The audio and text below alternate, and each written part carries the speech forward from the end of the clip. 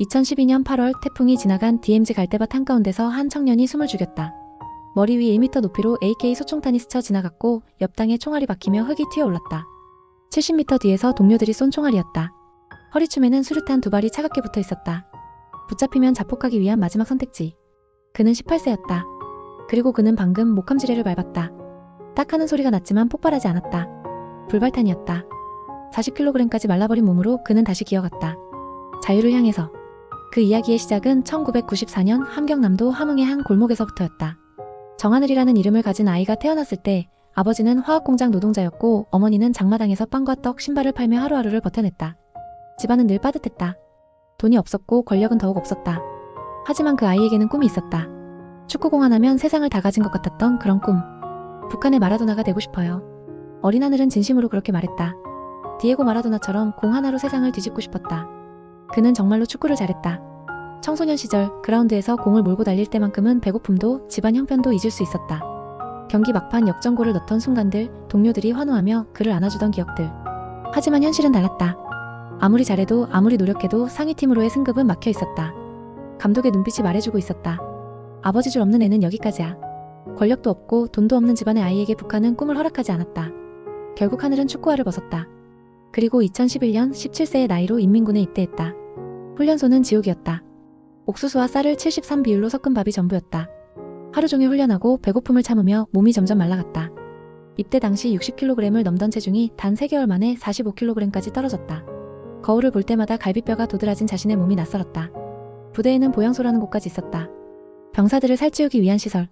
그만큼 군인들의 영양 상태가 심각했다는 뜻이었다. 하늘은 2군단 산하민경부대에 배치되었다.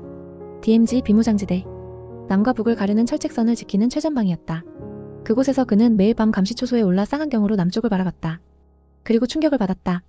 대성동 마을의 불빛이 너무나 밝았던 것이다. 깜깜한 북쪽과는 완전히 달랐다. 집집마다 환하게 불이 켜져 있었고 창문 너머로는 TV를 보는 사람들의 모습까지 보였다.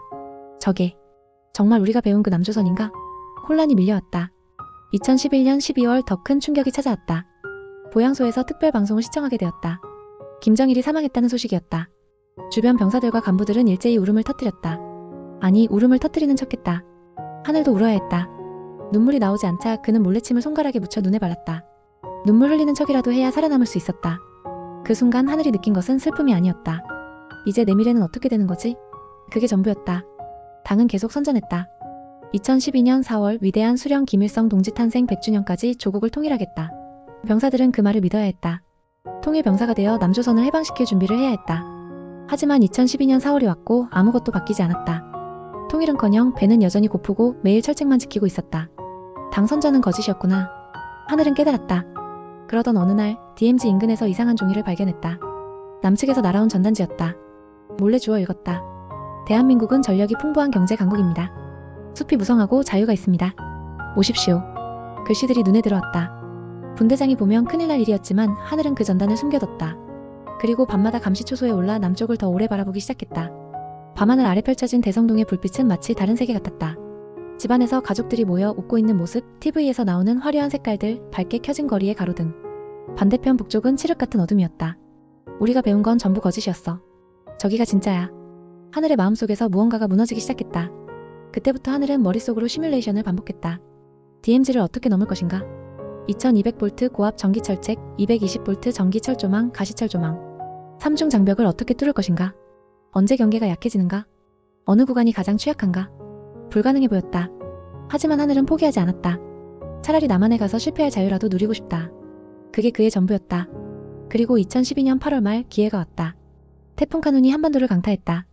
엄청난 바람과 비가 DMZ를 휩쓸고 지나갔다. 다음날 하늘은 정찰을 나갔다가 믿을 수 없는 광경을 목격했다. 철책 일부가 파손되어 있었다. 고압 전기선이 끊어져 있었다. 가시철조망도 찢겨져 있었다. 심장이 미친 듯이 뛰었다. 지금 아니면 평생 못 나간다. 정오 무렵 경계가 가장 느슨해지는 시간이었다. 하늘은 AK 소총을 메고 수류탄 2발을 허리춤에 찼다. 탄약 90발도 챙겼다. 쌍안경도 가져갔다. 수류탄을 2개나 챙긴 이유는 명확했다. 하나는 남한군이 자신을 쏘려할 때, 하나는 북한군에게 붙잡힐 때. 어느 쪽이든 붙잡히느니 죽겠다는 각오였다. 그렇게 하늘은 철책 틈으로 몸을 밀어넣었다. DMZ 안은 생각했던 것과 완전히 달랐다. 울창한 숲이 아니라 끝없는 갈대밭과 가시덤불이었다. 방향 감각을 잃기 쉬운 미로 같은 공간. 하늘은 기어갔다. 1시간쯤 지났을 때 뒤에서 소리가 들렸다. 정하늘, 정하늘. 선임의 목소리였다. 그는 풀숲에 몸을 숨기고 숨을 죽였다. 심장이 터질 것 같았다. 선임의 발소리가 점점 가까워졌다가 다행히 멀어졌다. 다시 움직였다. 그런데 북한 초소가 그를 발견했다. 거리는 약 70m. 갈대가 흔들리는 것만으로도 충분했다. 조준사격이 시작되었다. 타타탕. 총성이 울려 퍼졌다. 하늘은 본능적으로 엎드렸다. 머리 위 1m 높이로 총알이 스쳐 지나갔다. 귀가 멍했다. 옆당에 총알이 박히며 흙이 튀었다. 그는 숨도 쉬지 않고 그대로 얼어붙었다. 총성이 멈췄다. 나중에 한국군에게 들으니 AK탄 12발이 쏟아졌다고 했다. 그중 하나라도 맞았으면 끝이었다. 하늘은 다시 기어갔다. 온몸이 가시덤불에 찍혔다.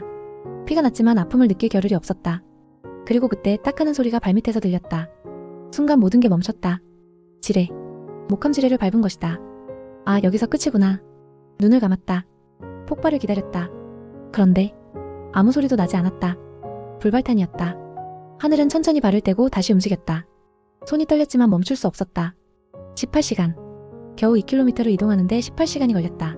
중간에 너무 지쳐서 그대로 기절했다. 얼마나 지났는지 모르겠지만 다시 정신을 차렸을 때는 어둠이 짙어져 있었다. 하늘은 다시 기어갔다. 남쪽 철책이 보이기 시작했다. 그리고 그때 가장 큰 공포가 밀려왔다. 언어가 달라서 말이 안 통하면 어쩌지? 남한 사람들은 다른 말을 쓴다고 배웠다. 그럼 내가 아무리 설명해도 못 알아들으면? 간첩으로 오해받으면?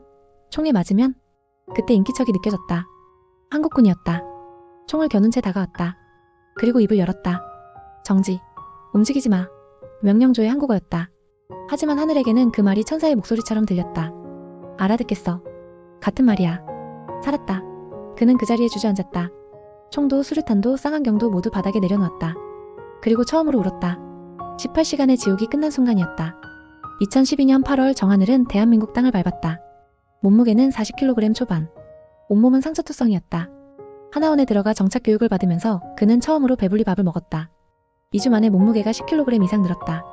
거울을 볼 때마다 신기했다. 내가 이렇게 살이 찔 수 있구나. 북한 군대에서는 상상도 못할 일이었다. 하지만 하나원을 나온 뒤의 삶은 쉽지 않았다. 2013년부터 하늘은 건설 현장과 닭 도축장을 전전했다. 고시원과 하숙집을 오가며 하루하루를 버텼다. 한때는 신학교에 들어가 새로운 길을 찾아보려 했지만 새벽 기도와 규칙적인 생활에 적응하지 못하고 나왔다. 자유는 있었지만 방향은 없었다. 내가 뭘 하고 싶은 거지? 여기서 뭘 할 수 있지? 2015년 드디어 성인이 되면서 임대 아파트 입주 자격이 생겼다. 작은 방이었지만 처음으로 온전히 자신만의 공간이 생긴 것이다. 그 무렵 하늘은 비슷한 경험을 한 탈북 병사 김강유를 만났다. 둘은 의기투합했다. 우리 이야기를 세상에 알려보자. 그렇게 유튜브 채널 북시탈TV가 시작되었다. 처음에는 조회수가 10도 안 나왔다. 핸드폰 하나 세워놓고 촬영했다. 북한 군대의 진짜 모습, 병사들이 겪는 차별과 폭력, 탈북 과정의 이야기들. 하늘은 항상 선글라스를 끼고 나왔다. 아직 북에 있는 가족들 때문이기도 했고 신변 보호 때문이기도 했다. 조회수는 천천히 올라갔다. 20, 100, 1000. 댓글이 달리기 시작했다. 몰랐던 이야기네요. 용기 내주셔서 감사합니다. 하늘은 깨달았다. 아, 내 이야기가 가치가 있구나. 사람들이 듣고 싶어 하는구나. 2017년 하늘은 한국외국어대학교 정치외교학과에 입학했다. 대학생이 된 것이다. 재학 중에는 20개국이 넘는 나라를 여행했다. 북한에서는 상상도 못했던 세상들. 국회 인턴도 하고 선교활동도 하면서 민주주의와 자유라는 게 무엇인지 직접 체험했다. 하지만 하늘의 마음 한편에는 늘 질문이 남아있었다. 나는 왜 살아남았을까? 그 18시간을 살아남은 이유가 뭘까? 2023년 그 질문에 대한 답을 찾을 기회가 찾아왔다. 영화 탈주 제작진이 연락을 해온 것이다. 정하늘 씨의 탈북 경험을 바탕으로 영화를 만들고 싶습니다. 자문을 맡아주시겠습니까? 하늘은 흔쾌히 수락했다. 1년 반 동안 그는 배우들에게 북한 군대의 말투, 행동, 분위기를 코치했다. 그건 남조선 말투입니다. 우리 쪽에서는 이렇게 말해요. 디테일 하나하나가 중요했다. 진짜 북한을 보여주고 싶었다. 촬영장에서 이재훈과 구교환을 만났다. 그들은 하늘의 이야기를 진지하게 들었다. DMZ에서 정말 18시간 동안 기어가셨어요? 수류탄을 왜 2개나 챙기셨어요? 하늘은 담담하게 답했다. 하나는 남한군이 날 쏘려 할 때, 하나는 북한군에게 붙잡힐 때. 어느 쪽이든 자폭하려고요. 붙잡히느니 죽는 게 나았으니까요. 배우들의 눈빛이 달라졌다. 하늘은 영화의 소총남일이라는 작은 역할로도 출연했다. 주인공 옆에서 총을 든 북한 청년 병사 역할. 처음으로 카메라 앞에 선 순간 묘한 감정이 밀려왔다. 내가 진짜로 저 군복을 다시 입게 될 줄이야.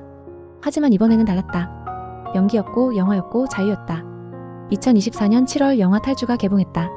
극장에서 자신의 이야기가 스크린에 펼쳐지는 걸 보는 건 초현실적이었다. 관객들이 숨을 죽이고 보는 탈출 장면, 총알이 스쳐 지나가는 장면. 하늘은 그때를 떠올렸다. 갈대밭의 촉감, 지뢰를 밟았을 때의 공포, 한국군의 목소리를 들었을 때의 안도감. 모든 게 생생했다. 영화가 흥행하면서 하늘의 삶은 완전히 바뀌었다. 포털 사이트에 그의 이름을 검색하면 직업란에 영화배우라고 떴다. 탈북민이면서 배우. 하늘은 인터뷰에서 이렇게 말했다. 이 영화가 제 인생에 새 생명을 불어넣었어요. 살아남은 이유를 찾은 것 같아요. 하지만 하늘은 거기서 멈추지 않았다. 2024년 말 그는 단편영화 두병사투 솔저주로 감독 데뷔를 했다. 각본도 직접 썼다. 북한 군대 내부의 성분 계급제, 병사들이 겪는 불평등과 차별, 상급자의 폭력, 배고픈 현실. 자신이 직접 겪은 이야기에 드라마적 장치를 더해 만든 작품이었다. 시사회장에서 관객들의 반응을 지켜보는 하늘의 표정은 복잡했다. 군복을 입은 젊은 관객들, 탈북민 선배들, 인권활동가들이 스크린을 응시하고 있었다. 어떤 이들은 눈물을 흘렸다. 어떤 이들은 분노했다. 영화가 끝나고 박수가 터져나왔을 때 하늘은 알았다. 내 이야기가 닿고 있구나. 진짜로. 기자가 물었다. 앞으로의 꿈이 뭔가요? 하늘은 웃으며 대답했다. 통일 후에 평양연극영화대학의 총장이 되는 거요. 말도 안 되게 들리죠? 하지만 저는 DMZ를 18시간 동안 기어서 넘어온 사람이에요. 불가능해 보이는 걸 해낸 적이 있어요. 그러니까 이것도 할 수 있을 거예요. 또 다른 기자가 물었다.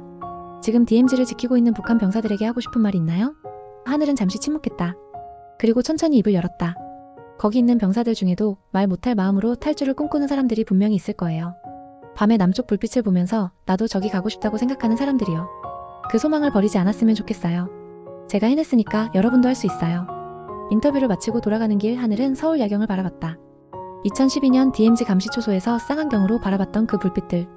이제 그는 그 불빛 속에서 살고 있었다. 건설 현장 일용직 노동자였던 청년이 유튜버가 되고 배우가 되고 감독이 되었다. 하늘은 자신의 이야기를 이렇게 정리했다. 자유는 뭐든지 잘 되는 인생을 의미하지 않아요. 저는 성공하러 한국에 온 게 아니에요. 실패할 자유를 얻으러 온 거예요. 북한에서는 태어날 때부터 모든 게 정해져 있어요. 아버지가 누구냐에 따라 당신의 미래가 결정되죠. 하지만 여기서는 달라요. 실패해도 다시 시작할 수 있어요. 그게 자유예요. 영화 탈주의 한 장면에서 주인공이 DMZ를 넘다가 총에 맞을 뻔하는 순간이 나온다. 관객들이 비명을 지르고 숨을 죽인다. 그 장면의 자문을 맡았던 하늘은 제작진에게 이렇게 말했다고 한다. 영화보다 현실이 더 처참했어요. 제가 겪은 건 이것보다 훨씬 더 무서웠어요. 하지만 영화에 다 담으면 사람들이 못 볼 거예요. 너무 끔찍해서요. 2025년 현재 정하늘은 여전히 북시탈TV를 운영하고 있다. 구독자들과 소통하며 북한의 진실을 알린다. 동시에 새로운 영화 프로젝트를 준비 중이다. 이번에는 장편영화. 북한 청년들의 이야기를 더 깊이, 더 넓게 담을 계획이다. 최근 인터뷰에서 그는 이렇게 말했다. 나에게 통일은 고향으로 가는 길이에요. 언젠가 카메라를 들고 함흥에 가고 싶어요. 내가 자란 골목을, 축구하던 운동장을, 입대하던 날 걸었던 길을 다시 걸으면서 촬영하고 싶어요. 그리고 그때 만난 친구들에게 물어보고 싶어요. 너희는 어떻게 살았니? 나는 이렇게 살았어. 그렇게 이야기 나누고 싶어요. 2012년 8월 그날 18시간 동안 DMZ를 기어서 넘었던 18세 소년. 수류탄 두 발을 품에 안고 목숨을 걸었던 그 청년. 지금 그는 30대가 되어 카메라 뒤에 서서 자신의 이야기를 세상에 들려주고 있다. 그리고 그의 이야기는 아직 끝나지 않았다. 지금도 DMZ 어딘가에서 갈대밭 사이로 남쪽 불빛을 바라보는 또 다른 청년이 있을 것이다. 정하늘처럼 꿈을 포기해야 했던, 배고픔에 시달리는, 자유를 갈망하는 누군가가. 그들에게 정하늘의 이야기는 증명이다. 불가능은 없다는 것의 증명. 18시간이면 인생이 바뀔 수 있다.